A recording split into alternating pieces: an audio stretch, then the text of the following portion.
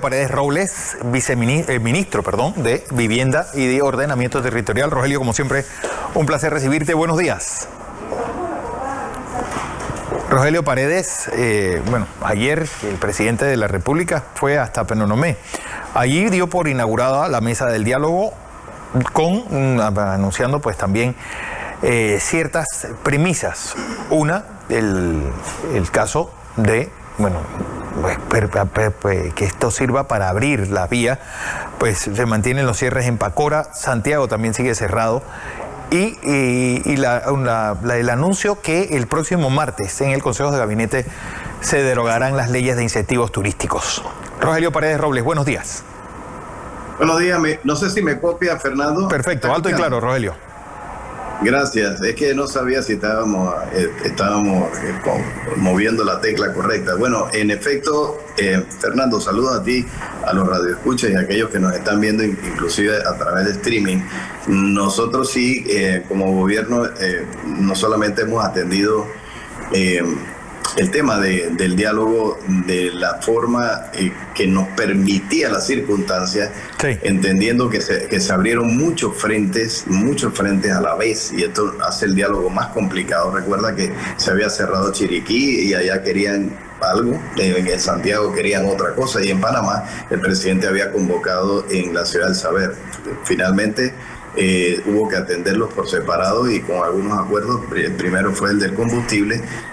Finalmente, pues ahora ya se han estado concentrando en Coclé, cosa que es bueno, y yo diría que de tanto problema, al final tenemos que entender que esta es una situación de acumulación, sí, que no es atribuible únicamente a la administración Cortizo, pero tampoco podemos decir hay que, algo, Rogelio, que hemos sido perfectos. Que no sé si lo puedes contestar por la hora, pero a mí me parece que el gran ausente en esta pelea ha sido el PRD. Es decir, que esto estalle en la tierra del secretario general y en la tierra del exsecretario general, pues deja de que aquel partido que uno pensaba que tenía raíces profundas en todo el país, pues la apodaron. ¿Sabes que en aras de ser, digamos que de ser empático y de ser honesto, yo creo que el PRD sí ha perdido de alguna manera algún nivel de beligerancia, aunque yo, como miembro del Comité Ejecutivo Nacional, debo decir que es un partido que todavía sigue muy arraigado en las bases de la sociedad. Producto de ello, ya viste la forma como en las elecciones internas logramos un porcentaje altísimo. Sin embargo, yo sí creo que hace falta un poco más de conexión con la gente, y eso tal vez queda de alguna manera reflejado en algunas encuestas que nosotros estamos evaluando. Bueno, no me quiero involucrar demasiado en política, porque lo que nos toca ahora es hablar del país y sobre todo, sí, es decir, ¿qué garantías hay de que se vuelva a abrir? Ya el presidente ha dicho, voy a evaluar lo que se tome en esta mesa de diálogo, ya se eliminaron los incentivos turísticos, ya es efectivo la rebaja de la gasolina. ¿Qué más se necesita? Pacora está aislada, Santiago sigue cerrada, la Interamericana. Hay puntos, nos acaba de decir un productor agropecuario, que están cerrados en el área del oriente chiricano. ¿Qué más se necesita para que el país no solamente vuelva a la normalidad, sino que volvamos a tener esa amalgama que perdimos hace muchos años, de que los panameños nos podíamos sentar todos en una mesa y echar el país adelante?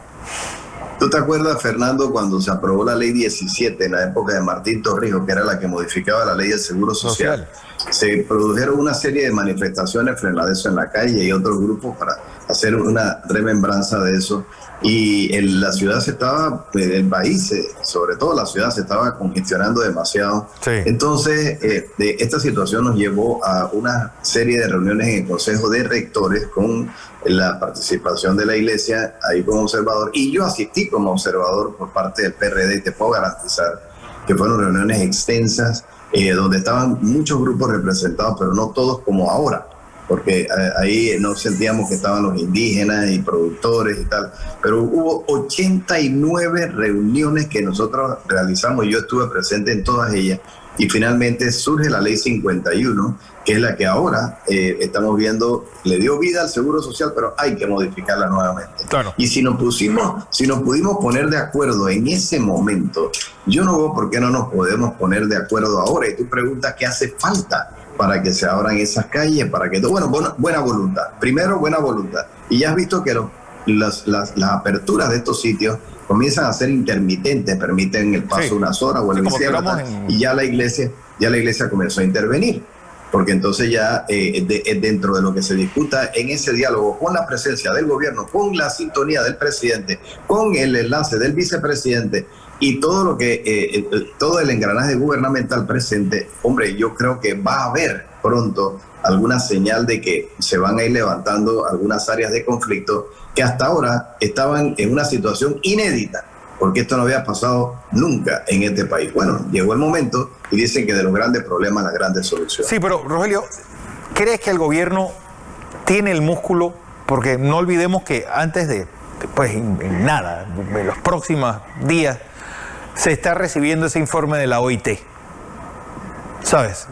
Y eso se implicaría... Sí. Pues un diálogo mucho más profundo con la institución más importante del país después del canal, y yo creo que incluso más importante que el canal para la paz social. Es decir, ¿qué hacer con ese informe y no hay reformas que son impostergables y que yo creo que se ha quedado sin ese músculo necesario para liderarlas? Bueno, sí y no, la situación también es una situación que ha vivido el planeta y que nosotros estamos recibiendo de rebote hasta la guerra, que no es nuestra, pero todo sube y suben también los costos de combustibles y de insumos, comida y todo. No hay granos, porque si el trigo está en Ucrania y resulta que entonces no hay pan, pues. Claro. Todo este tipo de cosas y la gente sin empleo, esta acumulación en efecto le tocó a esta administración. Yo sí creo que lo que tú estás planteando es serio. Hay que tener la capacidad y la firmeza y además la credibilidad para poder tener hacer el movimiento correcto en el tema del seguro social, pero también recuerda que fue un tema que desde el principio lo fue apuntando todos estos grupos que están en discusión y pusieron el tema de la caja de seguro social sobre la mesa, y dentro de los 8 aprobados, allá en el diálogo, tú no lo ves, porque no. El tema del seguro social hay que verlo por separado, porque ese sí va a ser un tema. Ese va a ser un tema, como te expliqué antes. Nos reunimos la vez pasada con el propósito de darle forma a eso. Pero ahora este es un diálogo que implica otras cosas. Y sí, Fernando, tú tienes razón. Primero hay que ser empático con la gente. Hay que entender la situación, que yo no la desconozco y el presidente tampoco. Pero bueno, se toman medidas que de alguna manera el presidente tiene un estilo más tolerante que otros presidentes. Tal vez Ricardo Martinelli hubiera tenido un estilo diferente al de Pérez Valladares y también al de Martín Torrijos. Pero en el caso del presidente Cortizo, ha sido un estilo de más tolerancia. A veces la gente pregunta, ¿pero por qué tanta tolerancia? Bueno, porque tal vez lo que ha sucedido y que se ha magnificado por un lado y se ha contaminado por el otro, porque se ha contaminado, en efecto, es muy fácil que pueda haber un muerto, y lo que no quiere el presidente Cortizo es un muerto. Entonces, estos son estilos, ¿no? Para los efectos prácticos estamos ya sentados en una mesa de diálogo con prácticamente la mitad del gabinete y con equipos técnicos, y yo creo que en efecto lo que salga de ahí va a ser... Porque hay otra cosa, Rogelio, que hace un momento tocaba con el ingeniero Blandón, y es que también no sé cuándo serán las primarias del PRD el otro año, pero parte del gabinete pues tiene casi la maleta ya por lo menos acá del armario para ir llenándola, porque van a ser candidatos. Así que el equipo de gobierno se rompe, para decirlo así, en muy pocos meses, 7, 8 meses máximo. Claro, porque la época tampoco es buena, precisamente porque no estamos al inicio del gobierno, cuando tú tienes un capital político importante que tú puedes maniobrar. Ahora estamos ya en el final de gobierno, donde tú sabes perfectamente eso que acabas de apuntar, que todos los que van a ser candidatos se van a tener que ir separando. Y te tengo noticias, se tienen que separar 14 meses antes, porque resulta que, porque en mayo, en enero, febrero, marzo, creo que 31 de marzo, 31 de marzo, tendrían que separarse los que van a competir para algún cargo de elección popular que tengan mando y jurisdicción nacional. eso que tú acabas de apuntar es correcto. Ahí puede haber gente que ya pues están pensando es más bien en otro tema, y tiene que haber entonces pues algunos correctivos también en esa dirección, porque tú no puedes estar poniendo tu mente en ver cómo llega a un puesto de elección popular y cómo te va a beneficiar, y por el otro lado estar trabajando en un equipo de gobierno que tiene que trabajar en sintonía. Sí. Y bueno, no, de acuerdo. Y las primarias, bueno, las primarias van a ser entre junio y julio del próximo año. Rogelio Paredes Robles, bueno, hablar de esa necesidad, y gracias a, pues porque hay una voz oficial diciendo y avalando lo que está pasando en Penonomé para la paz social del país. Hay ahora mismo 10 cierres